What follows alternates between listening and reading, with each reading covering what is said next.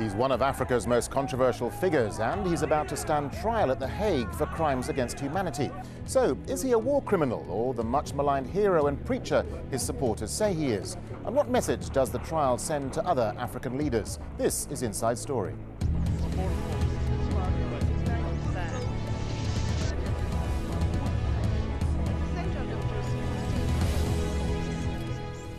Hello, I'm Darren Jordan. Well, it's backed by the United Nations, hosted by the Netherlands, and carried out under Sierra Leone's jurisdiction. It's the latest high-profile war crimes tribunal, and it begins on Monday. Arrested in 2006, former Liberian President Charles Taylor now faces 11 charges, ranging from terrorism to running gangs of child soldiers. The prosecution says the crimes were committed in Sierra Leone during one of Africa's worst civil wars during the 90s. Taylor will serve his sentence in Britain if he's convicted at this special court in The Hague. Well, back in Sierra Leone, the victims and their families are waiting for Taylor's trial to start. And as our correspondent GABI MENEZES now reports, those victims are disappointed because the court proceedings are too long. We're here in FREETOWN, where people are waiting for Charles Taylor's trial to start.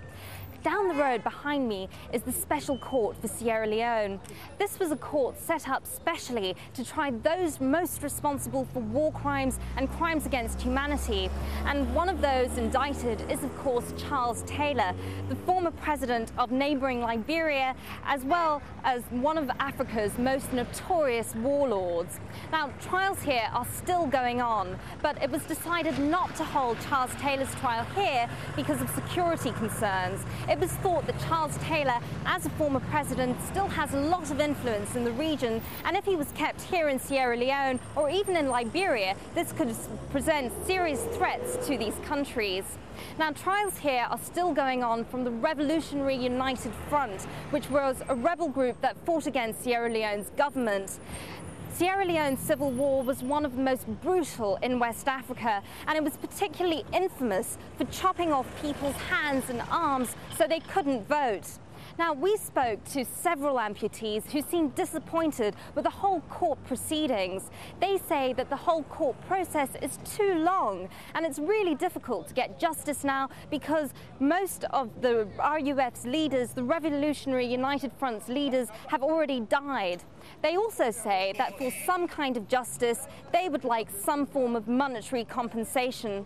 We spoke to one of the victims who lost his hands up to his arms, and he finds it really difficult to earn a living, and he has to go from friends and also to other companies trying to beg to find some sort of way of supporting his family. And for him, he says that he would like Charles Taylor to be tried fairly, but he still wants some sort of monetary compensation to really feel that justice has been done.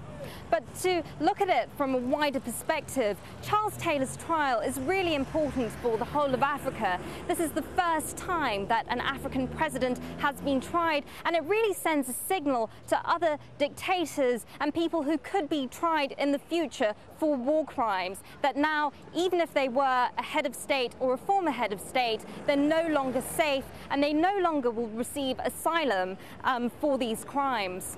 GABI MENEZES, Inside Story, FREETOWN in Sierra Leone. Well, the Republic of Liberia was founded by freed American slaves in 1847 and is Africa's oldest independent republic.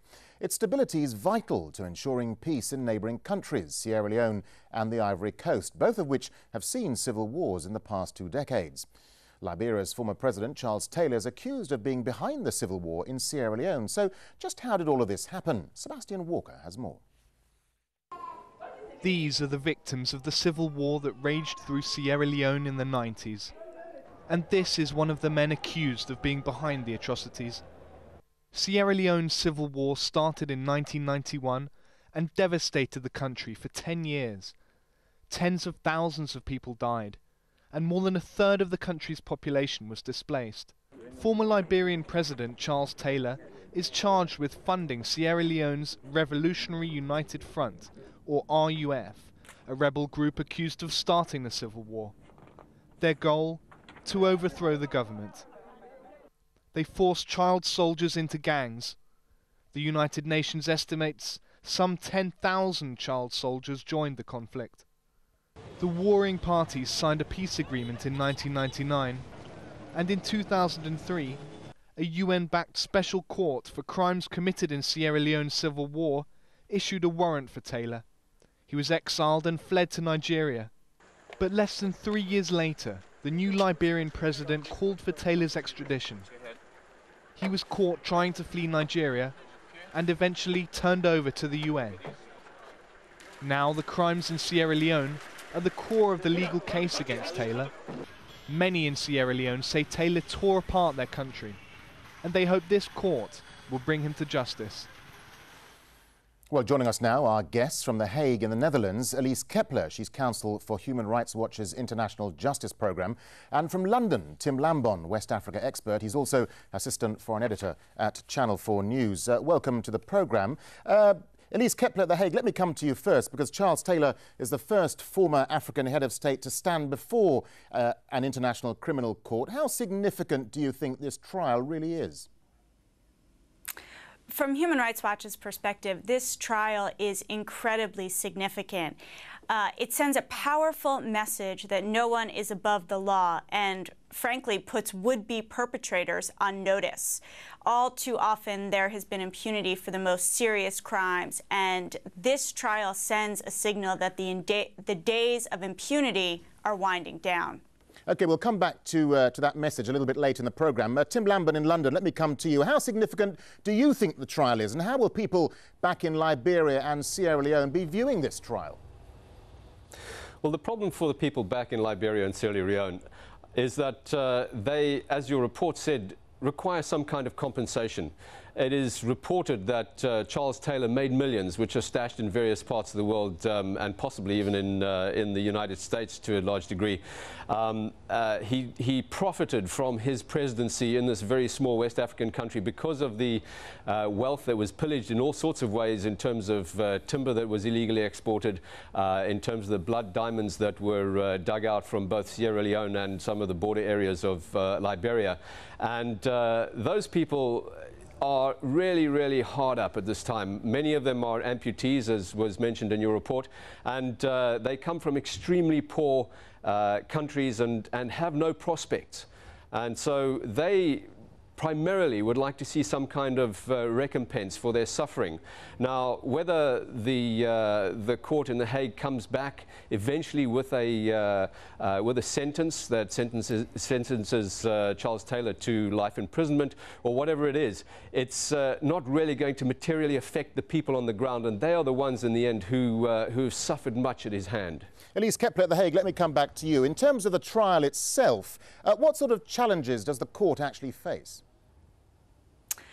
The court faces a couple of different key challenges. One, of course, is ensuring a scrupulously fair trial, while also ensuring that the proceedings are efficient and drawing on the experience and lessons learned from previous trials of heads of state, including the trial of Slobodan Milosevic.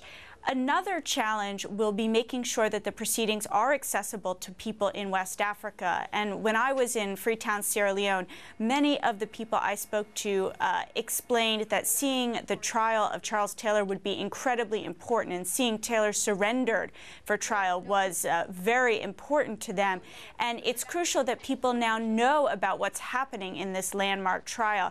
And that's not to say, of course, that there is a need for financial programs to address the needs of victims, but victims have also been looking to see that justice is done. The special court has an excellent outreach program where it has taken efforts to disseminate information about its proceedings throughout the country in Sierra Leone through video summaries and audio summaries. And it will be doing similar work from the proceedings in The Hague, disseminating such summaries. But it will also be bringing Sierra Leonean and Liberian journalists and civil society representatives to watch the proceedings and then report back on them in Sierra Leone and Liberia. And that will be very significant to allow people to see firsthand and report back. And that will happen on a rotational basis, allowing as many journalists and civil society representatives as possible to get a sense of what's happening in the proceedings. All right, let's go back to Tim Lambon in London. How much does this trial represent a break from the past? I mean, this is a former president accused of gross violations of human rights across West Africa. Indeed. Well, It is the very fact that his misrule reached across borders and affected so many hundreds of thousands of people in a very material way, as in amputations and the loss of livelihoods, the loss of family members, and the destruction of the entire economy of both Sierra Leone and Liberia. Charles Taylor, it was necessary that he was apprehended, and I think that it is absolutely necessary that he is seen to be held in a neutral place. However, it's difficult to know whether somewhere like the Hague can actually be seen by the people of West Africa as a neutral place. It is a place of very vitriolic press, and so supporters of Taylor, and there are still people who support Taylor. I mean, this was a man who managed to come to power after running on the ticket that said, "I killed your ma, I killed your pa, but you'll still vote for me." He got 75% of the vote in that campaign. There are people out there who still support him, and his money buys more of them. So it was always going to be a problem to have him locked up, first of all in Nigeria, where he actually escaped before he was apprehended and transferred to The Hague, or in Sierra Leone, where he would be a destabilizing influence. So it's good that he is at The Hague, and I think that it will mean a lot to the people on the ground that they can see that justice is being done. However, I'm skeptical that the trying of somebody like Taylor will affect other dictators of his ilk in the region and, in fact, in the rest of the world. I don't think they take notice of these things because they always believe that where they are is impregnable and they will never be apprehended. Elise KEPPLER, let me come back to you, because the special court is funded through voluntary contributions from UN member states, but it's not actually funded by the UN itself. I mean, why is that? The special court is funded by voluntary contributions and is not funded through UN member dues. And that comes in part due to the fact that previous international criminal tribunals, which are funded by UN member dues, their costs were seen to be quite high by UN member states, and there was a shift in resistance to having mandatory dues. But this has had an unfortunate consequence for the special court in that its funding situation has remained uncertain and insecure throughout and inadequate. And right now, at this very moment, there's not enough funding for the court to complete either the three trials that it's been holding in Freetown, Sierra Leone, or Charles Taylor's trial. And it will be essential that donors step forward and provide the court with necessary funding to complete its crucial work. OK, stay with us, won't you? Because it's time for a short break now. But when we come back, we'll be asking, what message is Charles Taylor's trial sending out? And is it the beginning of the end of impunity in Africa? Stay with us.